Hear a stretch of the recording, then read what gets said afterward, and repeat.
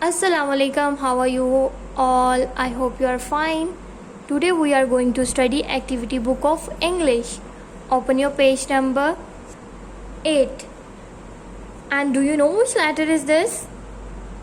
D. And what is sound of letter D? D. D. Okay. And do you know what is this?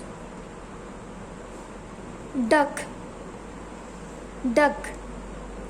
And this one? Dog. And this camel. Camel. No.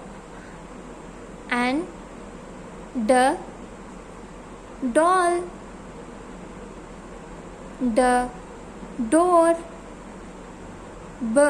Beer. And this one? Drum. Okay, trace with me. Starting point, come down and down, make a big curve. Very good.